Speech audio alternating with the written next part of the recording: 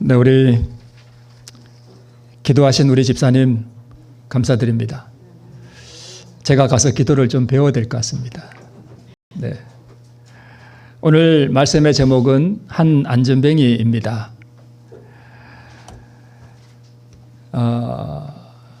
베드로와 요한이 예루살렘 성전 미문에서 한 안전뱅이를 일으켜 주는 놀라운 이적을 행했는데요.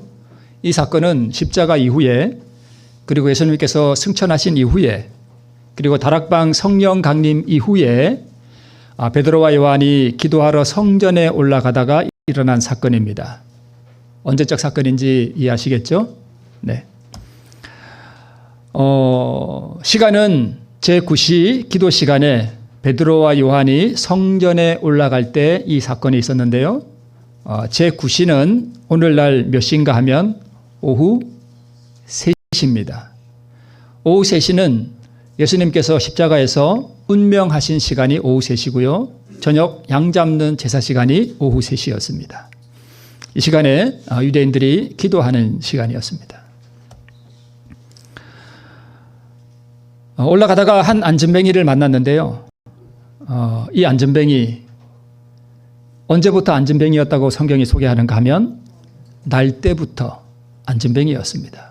그래서 이 사람은 한 번도 걸어본 적이 없습니다. 이 사람의 평생의 소원이 무엇입니까? 일어나서 걷는 것입니다. 미리 말씀을 드리지만 이 안전뱅이가 한 번도 걸어보지 못했다는 이 이야기는 무엇을 의미하는가 하면 오늘날 복음의 능력을 통해서 회심을 경험하고 하늘의 능력을 경험하고 그리고 복음의 목적인 하나님의 계명에 순종하는 것이 무엇인지를 날 때부터 한 번도 경험해 보지 못한 사람을 바로 이 안전뱅이가 표상하고 있습니다. 우리는 성경을 읽을 때 오늘 이 안전뱅이가 누구를 나타내는가, 오늘 이 안전뱅이가 누구인가 라고 하는 것을 확실하게 개념을 잡고 우리가 성경을 읽어야만 우리가 이 성경을 올바르게 해석할 수 있게 되는 것입니다. 내가 신앙생활을 꽤 오랫동안 해왔지만 나는 여전히 승리하는 경험이라든가 또는 하늘의 어떤 능력을 경험하는 일을 나는 경험적으로 모른다 하는 사람들이 바로 안전뱅이입니다. 이해되시죠? 그래서 이 사람의 소원은 걸어보는 것입니다. 그런데 문제는 오늘날 이 회심과 거듭남의 이 경험이 무엇인지도 모르고 그저 교회 다니니 구원받겠거니 하고 이렇게 다니는 분들은 사실은 어떤 의미에서 안전뱅이보다 더 불행한 상황에 처해 있는 것입니다. 안전뱅이가 아니라 그런 사람은 완전히 죽은 것입니다. 이 안전뱅이에게 희망이 있었던 것은 무엇인가 하면 자기 인식이 있었다는 것입니다. 자기 상황을 판단하고 이해할 수 있는 그런 것은 최소한 있었다는 것입니다. 우리 본문이 말씀하듯이 이 사람은 태어나면서부터 안전뱅이였고 한 번도 걸어본 적이 없고요. 나이는 40세였습니다. 나면서 안전뱅이 된 자를 사람들이 메고 왔습니다. 당연하죠. 걸을 수 없었으니까. 그래서 날마다 미문이라고 하는 성전 문에 이 사람을 두었습니다. 뭐 하게요? 그걸 해서 먹고 살으라고 거기다 갖다 주었습니다. 자, 그러면 우리가 성경을 읽을 때 좀 본질적인 것은 약간 빗나갔지만 미문이 무엇인지, 미문이 어디 있는 문인지 조금 알고 넘어가면 좋지 않을까요? 자, 이것이 이제 예루살렘 성읍이라고 보고 오른쪽에 파란 네모한 박스가 있죠.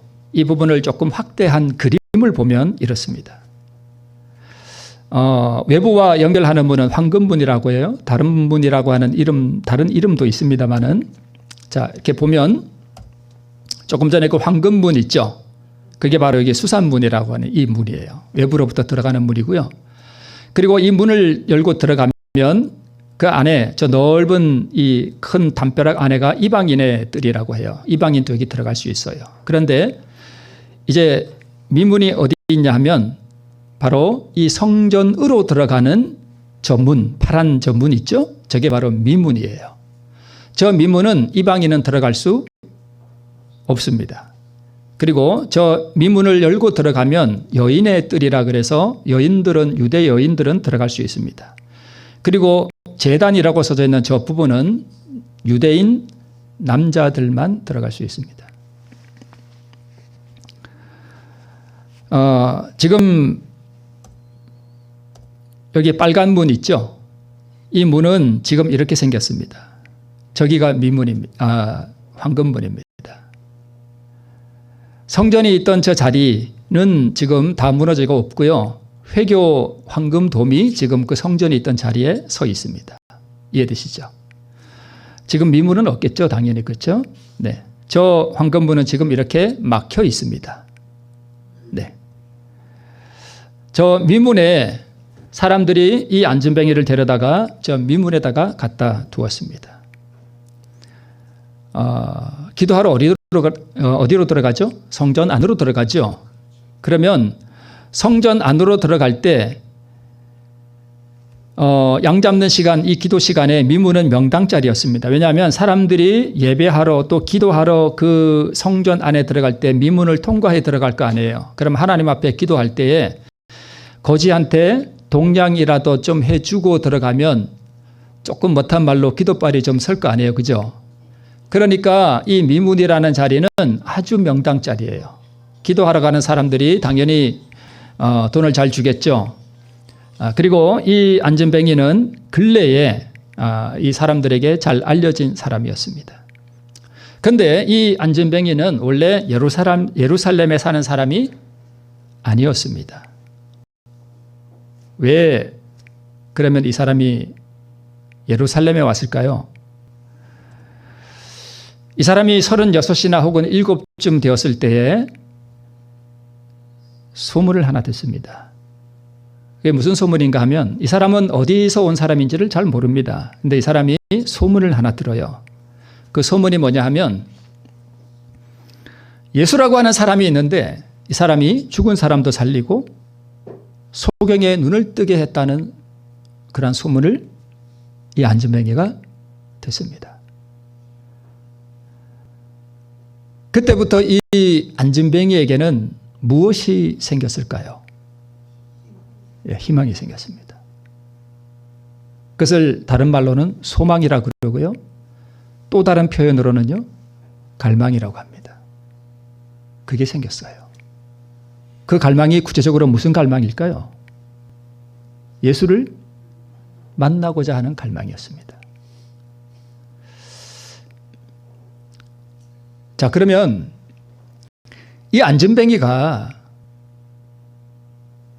태어나면서부터 한 번도 하늘에 변화시키는 능력이라든가 또는 예수라고 하는 분의 어떤 실제적인 능력을 경험해 보지 못한 사람이라면, 그리고 그것이 오늘날 나의 경험이라면 우리에게는 무엇이 가장 시급한 문제인가 하면 때가 늦기 전에 나도 예수를 한번 뭐 해보고 싶다, 만나보고 싶다는 그 갈망 말입니다. 그게 필요하다는 것입니다. 그래서 이 사람이 자기 스스로 움직일 수 없으니까 친구들에게 뭐라고 말했을까요? 이보게들, 나를 예루살렘으로 좀 데려다 주게 그랬습니다. 그래서 이 안전뱅이를 사람들이 예루살렘으로 데려다 주었습니다. 그것은 전적으로 예수를 만나고자 하는 열망 때문이었습니다. 오늘 우리가 성전에 와서 이렇게 예배를 드리고 찬미를 부르고 이렇게 하지만 개인적으로 예수를 내가 정말 만났다라고 하는 그러한 확증, 예수라고 하는 그 인격과 나의 인격이 만나본 본 경험을 우리가 구체적으로 말할 수 없다면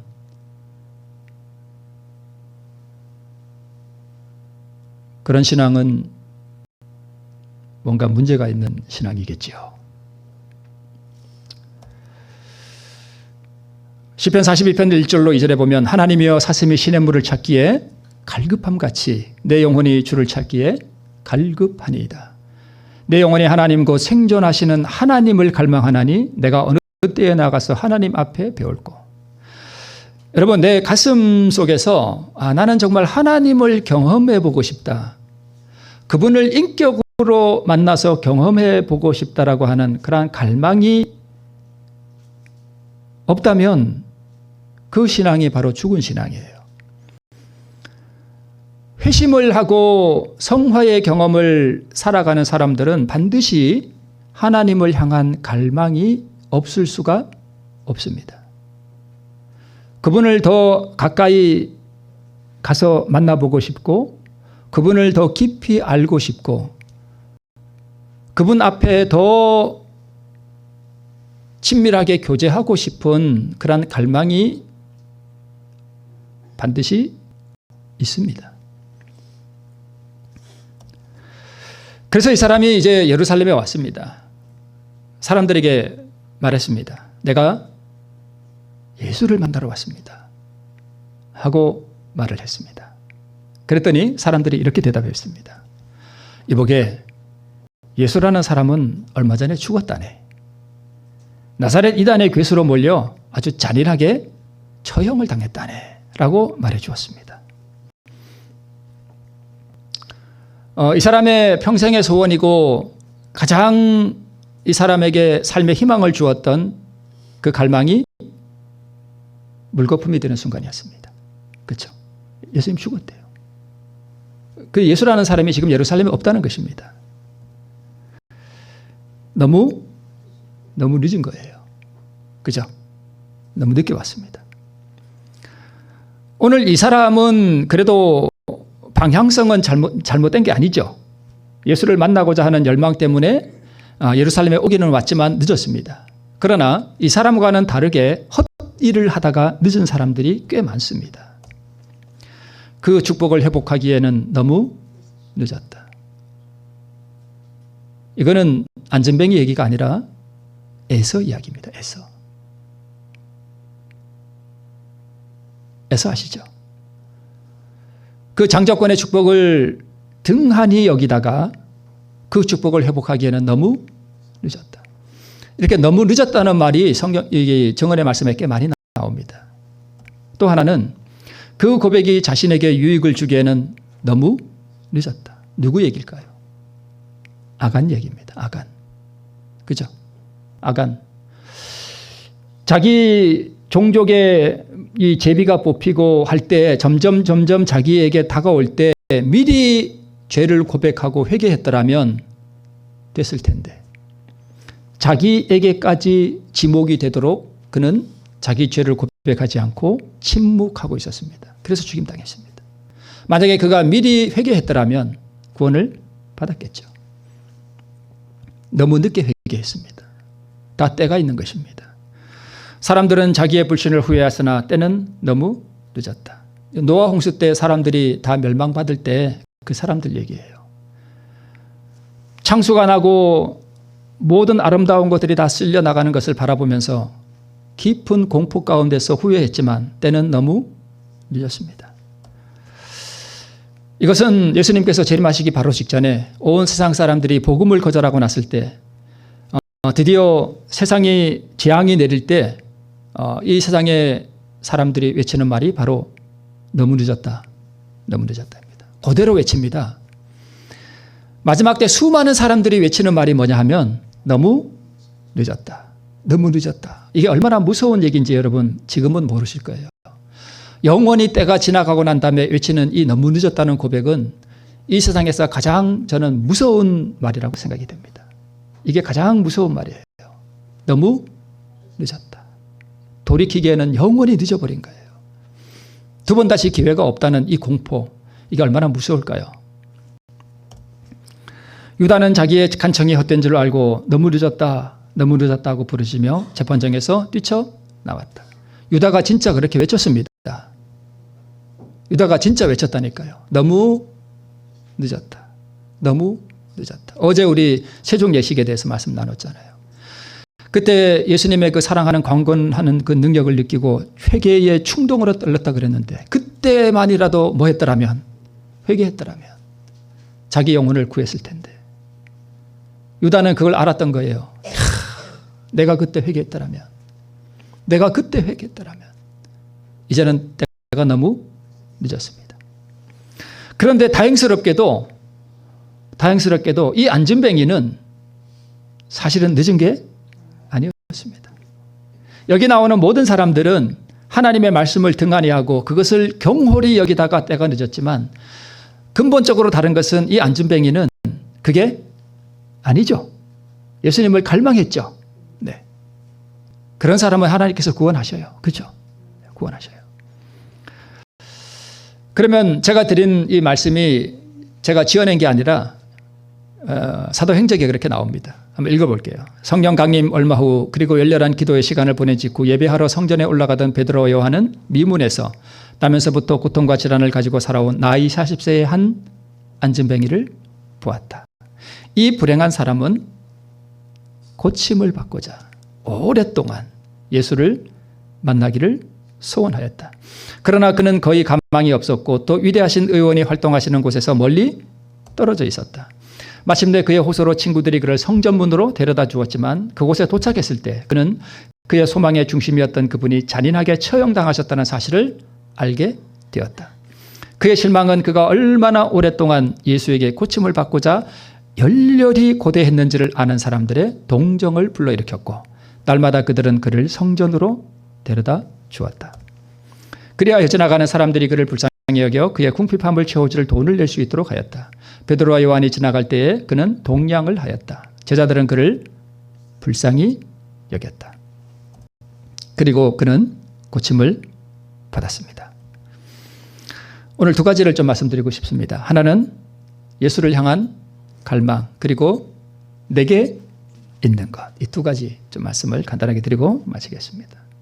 그 갈망의 시작, 그 낮아짐이라는 조건. 이것은 미니어처 같은데요. 예수님께서 돌아가시고 오늘 이 안진뱅이가 고침을 받은 이 사건이 있기 채 2달도 되지 않은 시간에 여리고성에서 두 사건이 일어납니다.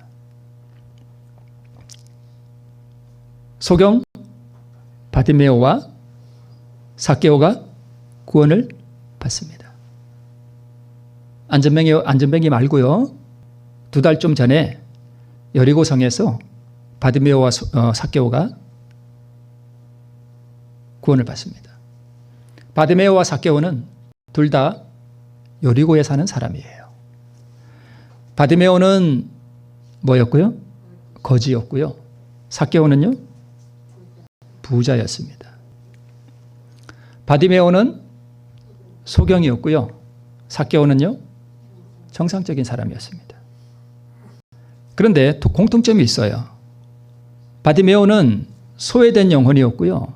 그의 마음속에 갈망이 있었습니다. 삭개오도 부자였지만 사람들이 그를 인정해 주지 않았습니다. 그는 왕따였어요. 그는 외로운 영혼이었습니다. 그의 마음속에 갈망이 있었습니다. 바디메오도 예수를 만나기 위해서, 그리고 삭개오도 예수를 보고자 하여 뽕나무에 올라갔지요. 바디메오는 당연히 자기가 거지인 줄 알고 있었고요. 삭개오가 위대했던 이유는 그는 부자였지만 자기 자신이 영적으로 아주 가난하다는 사실을 인식하고 있었습니다. 바디메오는 자기가 소경이라는 사실을 잘 알고 있었지만 삭개오는 정상적인 시력을 가지고 있었지만 자신의 영적으로 소경됨을 인식하고 있었습니다. 구원이 어디서 시작되는가 하면 구원은요, 폐허의 무더기에서 시작됩니다. 구원은 무덤에서 시작돼요. 자, 여러분, 옥수수를 땅에다가 심으면 이 옥수수가 많은 열매를 맺죠. 그죠? 생명을 열죠. 많은 열매를 맺잖아요. 생명을 열리잖아요. 그죠? 수많은 생명이 열리잖아요. 근데 이 생명이 어디서 열려요? 처음에 이 땅에 떨어져서 죽은 처음 옥수수의 뭐에서요? 무덤에서. 무덤에서 열려요. 우리 죽은 의인들이 생명을 받고 다시 나오는 곳이 어디죠? 무덤이에요. 영적으로도 마찬가지예요. 여러분, 우리가 하나님의 생명을 받고 의를 받기 위해서는 어디에 들어가야 되는가 하면 무덤에 들어가야 돼요. 거기에서 구원이 시작됩니다. 그러면 이 바디메오는 왜 예수님을 향한 그런 갈망을 가지게 됐는가 하면 마태복음 9장에 보면 혈루병 앓던 여인 이야기가 나오고요. 그리고 이어서 야이로의 딸이 살아나는 이야기가 나오고 이어서 두 소경이 예수님에게 고침을 받은 이야기가 나오는데 이 눈을 뜨게 된 이 소경이 예수님에 대한 소문을 온 땅에 전파했다라고 되어 있습니다. 이 이야기를 누가 들었는가 하면 여리고에 사는 소경, 거지, 바디메오가 들은 거예요. 제가 우리 주천교회 와서 처음에 이 소경 바디메오 한번 설교했었죠. 기억나시는지 모르겠습니다만. 그래서 여기 말씀 있듯이 저희가 나가서 두 소경 이야기가 나오고 맨 밑에 보면 저희가 나가서 예수의 소문을 그 온 땅에 전파했다라고 되어 있습니다. 소경 바디메오는 이 두 소경이 전파하는 그 이야기를 들은 거예요.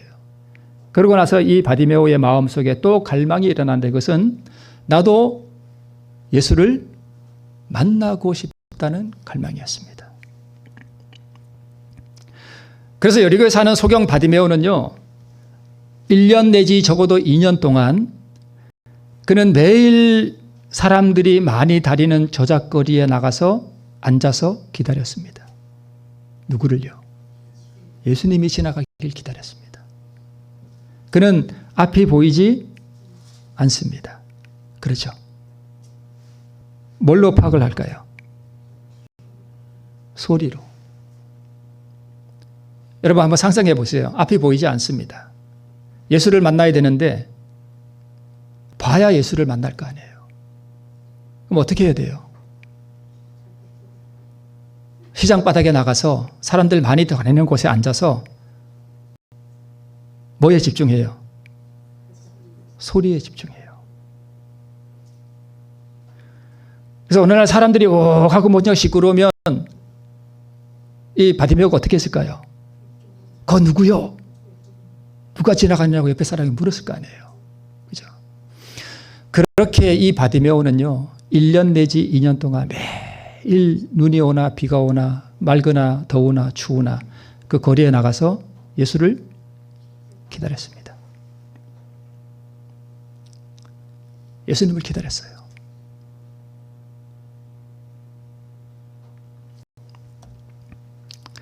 소경 바디메오는 길가에서 기다리고 있었다. 제 얘기가 아니에요. 정안에 다 있어요. 그는 얼마 동안요? 오랫동안 뭐하며? 기다리며 예수를 만나고자 하였다. 오늘 이 안진뱅이와 이 바디메오는 어때요? 똑같습니다. 뭐가 있어요? 예수를 만나고자 하는 갈망이었습니다. 안전뱅이도 오랫동안, 바디메오도 오랫동안 예수를 만나고자 했습니다. 이유는요,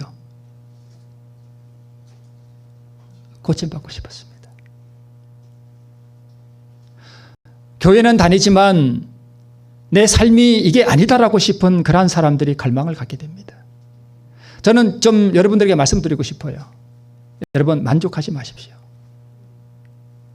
교회 다니는 것으로 만족하지 마시고요. 어떤 분들은 그래요. 우리 자녀가 교회 잘 다니고 11조 잘 드리고 교회에서 뭐 찬양도 하고 뭐 교회에서 이런 것도 맡아서 직분도 해가고 저런 것도 하고 그거 아무것도 아니에요, 여러분. 그러면 그 자녀가 구원받는 줄 아시죠? 그거 아니에요. 예수를 만나는 경험이 없으면 그런 것들은 그냥 종교 행위일 뿐이에요. 근데 많은 교인들이 이걸 모른다니까요. 그렇게 교회 다니면 다 구원 받는 줄 알아요.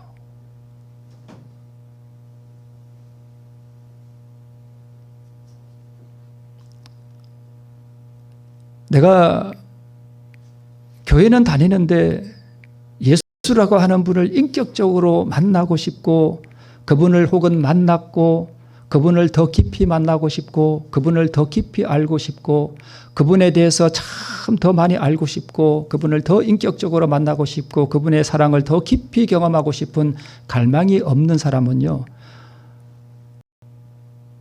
죽은 신앙입니다. 여러분 보세요. 예수님을 만나고 구원받은 사람들은 다 어디서 예수님을 만났는가 하면 가장 깊은 골짜기에서 만났습니다. 그렇죠?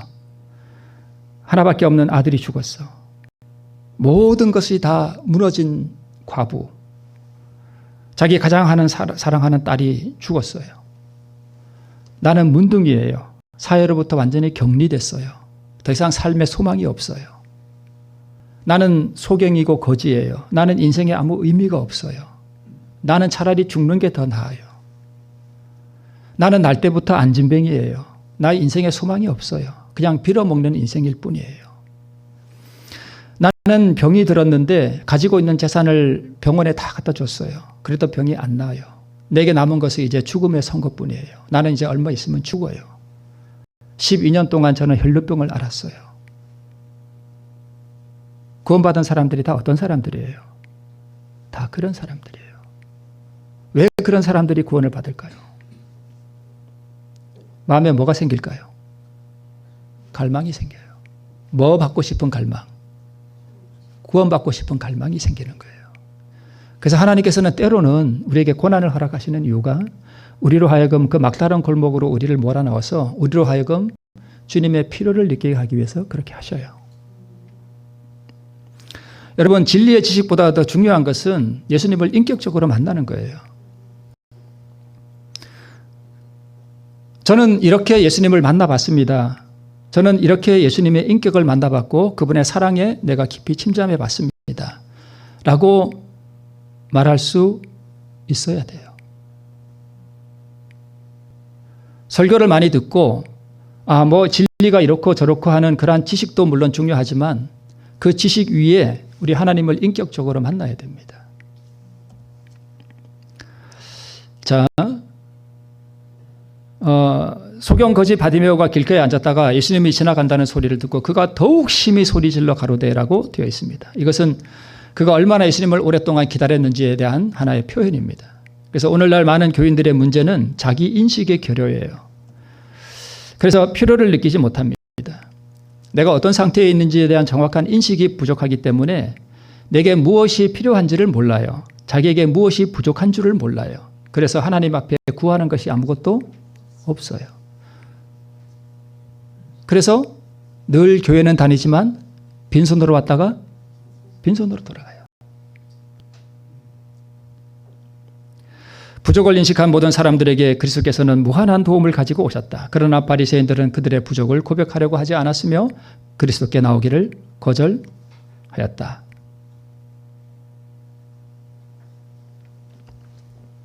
삭개오도 그렇습니다. 삭개오는 예수를 보기로 뭐 했대요? 결심했대요.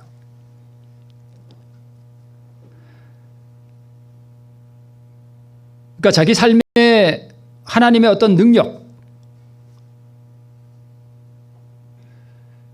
자기 신앙에 뭔가 결정적인 변화 이런 것들이 없다는 사실을 깨닫고 그는 예수님을 만나기를 원했습니다. 그래서 세리장은 그의 마음에 희망을 가져다 주었던 그런 말씀을 하신 분의 얼굴을 보기를 원하였다. 운집한 군중이 가까이 와서 지나갈 때에 삭개오는 그가 보고자 원하던 분의 모습을 찾아내려고 아주 열망하는 눈으로 살펴보았다라고 되어 있습니다.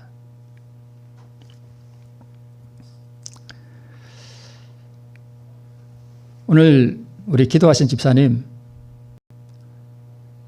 세상에 어떤 것을 구하다가 인생에 진짜 가치 있는 것을 우리가 찾지 못하고 저는 기도가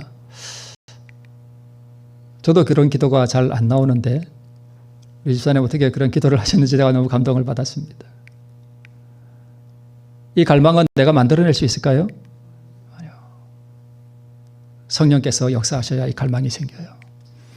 그래서 성령은 여러분 우리로 하여금 이러한 갈망을 만들어내고 우리가 어떤 영적 상태에 있는지를 우리로 하여금 깨닫게 하시고 우리를 예수 그리스도께로 인도하는 그러한 분이 바로 성령 하나님이세요.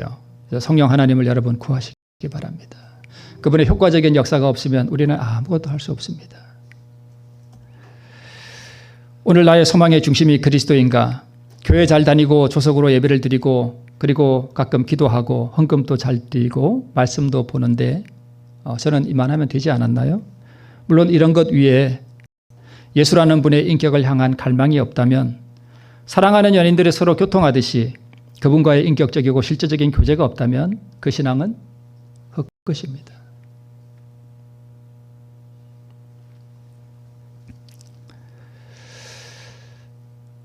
두 번째, 내게 있는 것으로 내게 준다고 베드로가 말했습니다. 베드로와 요한에게 있는 게 뭘까요, 여러분? 그게 뭘까요? 우리가 제가 늘 잘 말씀을 드리는 그리스도의 의예요. 내게 있는 거 예수님이잖아요. 그죠? 예수님이에요. 그러면 이 안전뱅이가 미문에 앉아있는 것을 볼 때 베드로와 요한이 아무 느낌도 없이 그냥 나사렛 예수의 이름으로 일어나 걸으라 이렇게 한 것이 아니에요. 이 베드로와 요한의 마음속에 뭐가 충만했는가 하면 그리스도의 의가 충만했어요. 그리스도의 의가 충만했다는 얘기는 무슨 얘기냐면 그 안전뱅이를 볼 때에 그의 마음에 그건 너무 불쌍했습니다. 애통하는 마음이 생겼어요.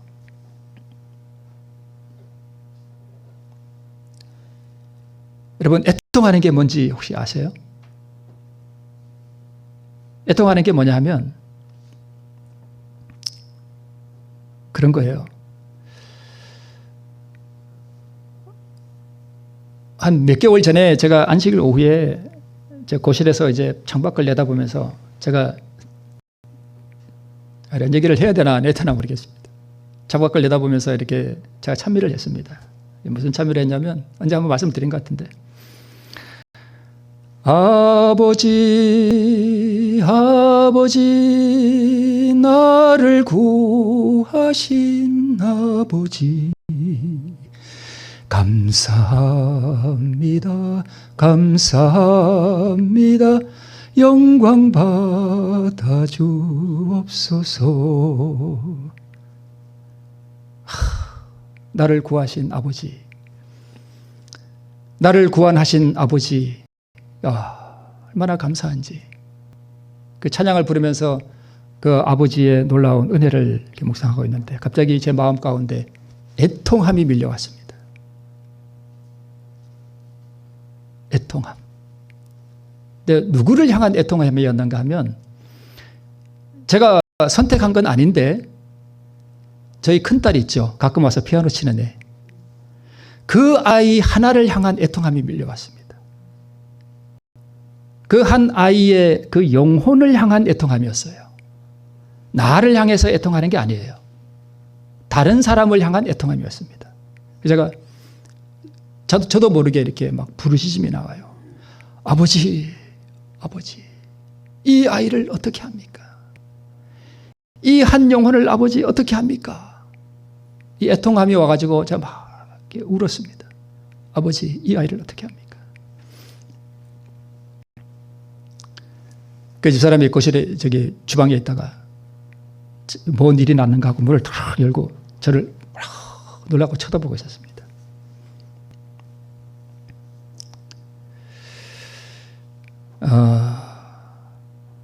여러분, 베드로와 요한이 그 미문을 지날 때에 그 안진뱅이를 보고 느꼈던 감정이 바로 뭐였을까요? 애통함이었습니다. 불쌍하잖아요. 그래서 아까 우리가 그 사도행적에 나온 말씀처럼 베드로와 요한이 제자들은 이 안진뱅이를 어떻게 여겼다고요? 불쌍히 여겼다. 아이고 좀 안 됐네. 아이고 저런 안진뱅이가 돼가지고 이런 게 아니에요. 애통함이에요. 애통함. 그 한 영혼을 향한 애통함. 누구의 마음일까요? 그리스도의 마음이에요. 그러니까 저는 절대 여러분 뭐 저를 드러내고자 하는 것은 아닌데 그냥 제가 아버지의 그 구원하신 은혜를 너무 감사하니까 하나님께서 하나님의 마음 중에 우리 큰 아이를 향한 애통하는 그 한 영혼을 향한 어떤 애달픈 마음을 저에게 살짝 맛배기로 그냥 살짝 보여주신 것 같아요. 이게 더 확대되면 밖으로 더 크게 나가겠죠. 그죠? 네. 그게 의예요.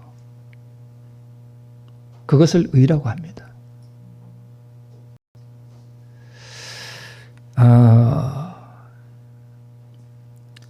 물론 얼마 전에 마가의 다락방에서 성령의 충만함을 받았기 때문에 성령께서는 여러분 뭐 누군지 모르니까 괜찮겠죠. 어떤 분이 이제 그러면 성령은 우리를 변화시키지는 분이 아니라라고 하는 설교를 듣고 어떤 분이 저한테 전화를 하셨어요. 며칠 전에. 여러분 성령께서 직접 우리를 변화시키나요? 만약 성령께서 우리를 의인으로 변화시키는 분이라면 예수님은 필요 없어요. 그분이 십자가에서 죽으실 이유도 없어요. 성령은 우리가 의를 받도록 우리를 예수님의 의로 예수님에게로 뭐 하는 분이에요? 이끄시는 분이에요. 그분의 효과적인 역사와 우리의 죄를 깨닫게 하고 우리에게 감동을 주시는 성령의 역사가 없으면 우리는 예수님께로 향할 수도 없어요. 성령의 절대적인 역할이 없으면 우리는 의로워질 수가 없습니다. 그러나 그 위대하신 성령의 능력도 우리를 그분의 성령의 의로 우리를 변화시키는 것은 아닙니다. 우리를 변화시키고 우리를 의인으로 만드는 것은 오직 누구의 의예요? 그리스도의 의예요. 그러면 안진뱅이에게 있는 것은 무엇일까요? 우리가 읽었던 말씀입니다. 이 안진뱅이에게 모든 소망의 중심은 뭐였습니까? 그분이었습니다. 주님. 오늘 기도하신 집사님의 그 기도 내용이 바로 그거였어요. 그죠? 우리의 소망의 중심이 예수님이어야 하는데 우리가 다른 데 정신이 팔려 있다는. 얼마나 오랫동안 누구에게요? 예수님에게 뭘 받고자? 고침을 받고자 열렬하게 고대하고 있는가? 우리의 소망의 중심이 어디 있습니까?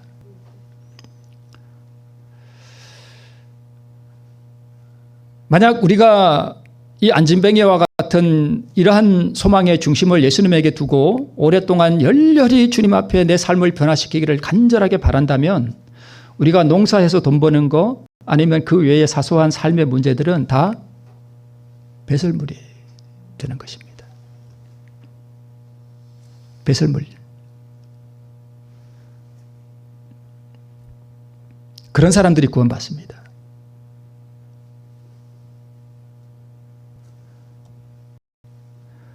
베드로와 요한의 경험으로 나가기 위해서는 우리는 이 안진뱅이와 베드로와 요한의 이 과정을 이 세 사람의 모습을 보면서 우리는 어디에서부터 어디로 향하게 가는 신앙의 여정을 걸어가는가 하면 안진뱅이에게서 베드로의 그 신앙 경험으로 나가는 거죠.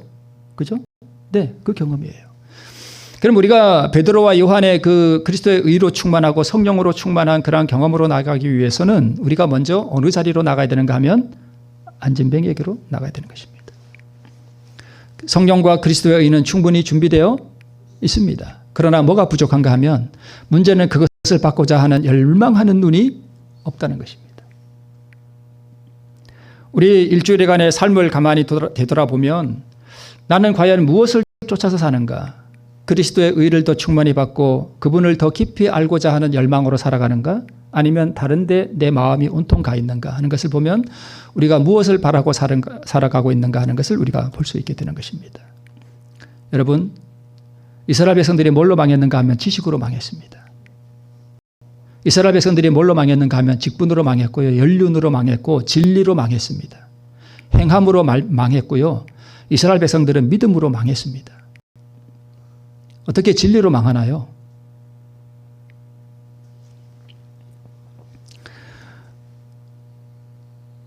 제가 약간은 조금 건방진 말이 될 수도 있지 않을까 염려가 되긴 하는데, 여러분, 내가 뭐 좀 알고 있다고 하는 그 지식 다 버리셔야 됩니다.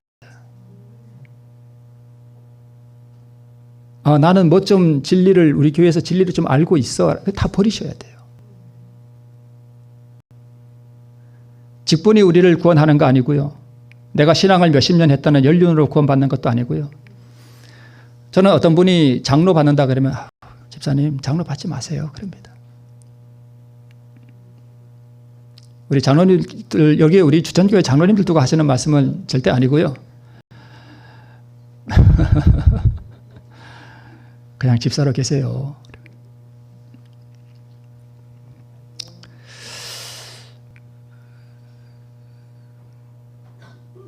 믿음으로 망했습니다.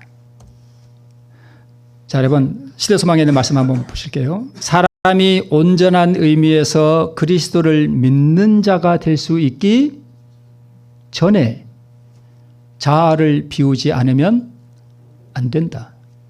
자아가 포기될 때 주께서 사람을 새로운 피조물로 만드실 수 있으시다.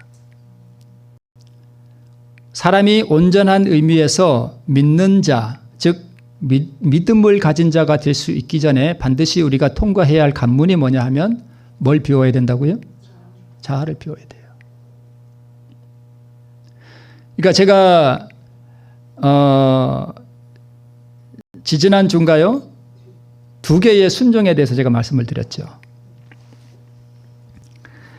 믿음으로 얻는 의에서 2개의 순종이 나오는데요. 믿음 안에는 자아 포기를 하는 순종이 들어가요. 그리고 의 자체가 순종이에요. 이 의는 내가 하는 순종이에요? 예수님의 순종이에요? 예수님이 나에게 전가시켜 주시는 순종이에요. 그죠? 그죠? 근데 이 순종을 내 것으로 삼기 위해서는 믿음이 필요하잖아요.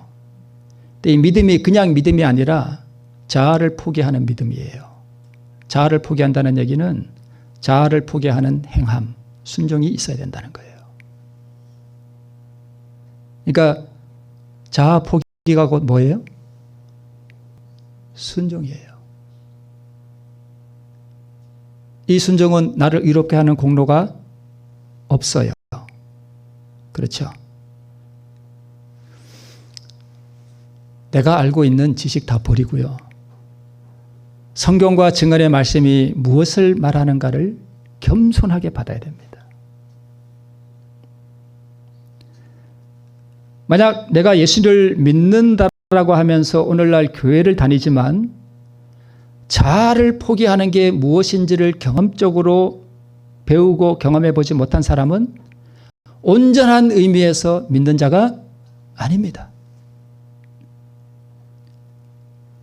그가 아무리 하나님을 믿고 하나님이 살아계시고 하나님의 능력이 있으시고 그분이 우리의 구속주라고 하는 이 사실을 다 인정한다 할지라도 그는 진정한 의미, 즉 여기 나오는 대로 온전한 의미에서 믿는 자가 아닙니다. 그러면 온전한 의미에서 그리스도를 믿는 자라고 하는 것은 매 순간마다 나를 비우는 사람이에요.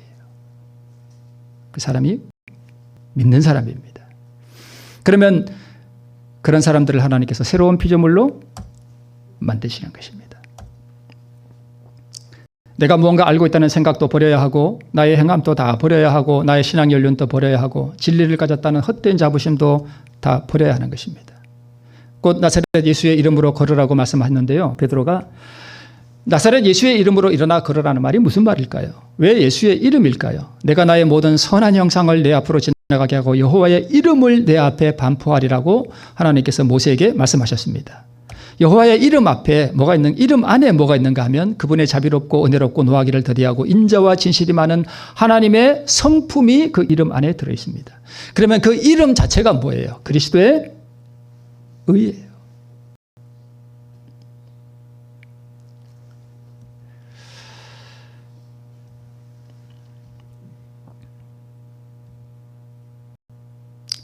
이 말씀 읽고 마치겠습니다. 그러면 그것은 무엇을 의미하는가? 그것은 그대가 믿음으로 붙잡고 있는 뒤에 몇 컷 더 있습니다. 무엇을 의미하는가? 그것은 그대가 믿음으로 붙잡고 있는 그리스도의 의, 그분의 노력과 그분의 신령한 능력으로 공급된 의를 가지고 그대가 하나님의 계명을 지킬 수 있다는 사실을 듣고 이해하는 것이다 라고 되어 있습니다. 자, 여러분, 우리가 하나님의 계명을 지키는 사람만이 하늘에 갑니다. 맞습니까? 하나님의 계명을 지키는 사람만 하늘에 가요. 그럼 우리가 어떻게 하나님의 계명을 지킬 수 있습니까? 뭐 할 때만 가능할까요? 그리스도의 의, 그분의 노력과 그분의 신령한 능력으로 공급된 뭐를 가질 때만, 의를 가질 때 우리가 하나님의 계명을 지킬 수 있다는 것을 이해하고 그것을 경험하는 사람이 바로 구원 얻는 사람입니다. 자, 오른손을 이제 잡아 일으키니까 발과 발목이 뭘 얻었습니까? 힘을 얻었습니다. 저는 이것을 의라고 생각합니다. 의를 얻은 거예요. 능력을 받은 거예요. 그래서 뛰었습니다. 걸었습니다. 성전으로 들어가면서 하나님을 찬미했습니다. 오늘 이 안진뱅이가 한 이 행위가 무엇을 의미하는가 하면 우리에게 적용해 보자면 딱 한 가지예요. 계명을 지키는 것입니다. 이게 계명 지키는 거예요. 한 안진뱅이가 걸어보지 못한 이 안진뱅이가 오늘 걸었다는 이야기는 이 안진뱅이가 오늘 우리에게 적용하면 우리가 나를 비우고 하나님의 그 의를 받아서 내가 회심을 하고 거듭나고 그래서 내가 하나님을 사랑하고 이웃을 사랑할 수 있는 그 계명을 지킬 수 있는 복음의 능력을 받았다는 뜻입니다. 이것을 경험할 때에 우리 마음속에서 뭐가 일어나는가 하면 우리가 힘을 받습니다. 그죠? 우리의 마음이 뛰어요. 그리고 걷습니다. 그리고 하나님의 성전에 들어가서 하나님을 찬미합니다. 나를 구원하신 하나님, 나에게 은혜 베푸신 하나님, 나에게 하늘에 충만한 것으로 나를 채워주시는 그 하나님을 우리가 진정으로 찬미할 수 있습니다. 자, 여러분, 주님께서는 크신 자비를 베푸셔서 와그나와 존스 목사를 통해 그분의 백성들에게 지극히 소중한 기별을 보내셨다. 1888년 미네아폴리스 대총회 때 하나님께서 이 두 목사를 통해서 우리에게 아주 지극히 소중한 기별을 보내셨다는 거예요. 그 기별이 뭔지 여러분 아시죠? 믿음으로 말미암는 의예요.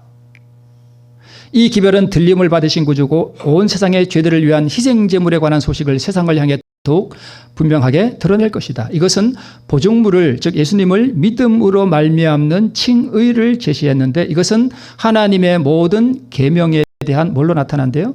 순종으로 나타나요. 그러면 여러분 보세요. 내 마음에 내 구주 예수를 더욱 사랑. 이게 그냥 입으로만 나오는 찬미인지 아니면 내 마음속에 실제로 경험되어지는 것인지를 가만히 한번 들여다보세요. 내 마음을. 이게 실질적으로 내가 하나님을 사랑하는 것이 무엇인지를 경험적으로 내가 경험해 보지 못했다면 내 안에 뭐가 없는 거예요? 의가 없는 거예요. 그러면 오늘 어느 자리로 나가야 될까요? 안진뱅이의 자리로 나가셔야 됩니다. 그래서 거기서부터 다시 시작해야 됩니다. 목삼내 하는 것도 다 버리고요. 내가 교회 장로내 하는 것도 다 버리고요.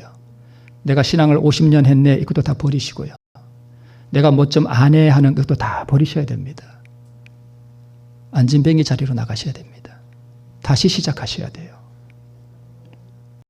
하나님, 저에게 의가 없습니다. 하나님, 저는 이제 망하게 생겼습니다. 하나님, 내가 이 의를 받지 않으면 저는 구원받지 못합니다. 하나님, 저는 모든 것을 다 배설물처럼 여깁니다. 다 버립니다. 다시 시작하겠습니다. 하나님, 저를 가르쳐 주십시오. 하나님, 저를 인도해 주십시오. 그러셔야 합니다. 그래서 그 의를 받으면 우리 마음속에 사랑이 있게 됩니다. 사랑이 있습니까? 내 옆에 있는 사람이 사랑이 됩니까? 우리 오늘 김용옥 집사님, 저는 처음에 막 가슴이 조마조마했습니다. 우리 김영선 집사님 뒤통수를 보고 마음이 불편했다고 그걸로 끝나면 어떡하지? 이제 큰일 났다. 이제 두 분이 이제 사이가 틀어지게 생겼네. 이거 어떡하지 하나님? 막 그랬어요. 그런데 그거는 잠깐 그런 거고, 그죠? 아, 지금은 집사님을 뭐 하게 됐다고요? 사랑하게 됐다고요. 네. 그리고 어머니도 저거 어머니 혹시 오해 안 하실까? 저도 염려했어요. 근데 우리 며느리께서 우리 또 시어머니를 또 이렇게 뭐 하시게 된대요? 아, 사랑하고도 존경하는가 봅니다. 이게 모든 게 이렇게 좋게 끝나서 참 다행입니다. 그런 것보다 더 깊게 또 더 깊게 제가 생각한 것보다 더 사랑하시는 줄로 믿습니다. 자, 우리 처음부터 다시 시작하십시다. 내 자신을 되돌아보시고 오늘 안전뱅이를 통해서 우리 베드로와 요한의 경험까지 의의 경험으로 나가는 우리 모두가 되시길 바라면서 말씀을 마치겠습니다.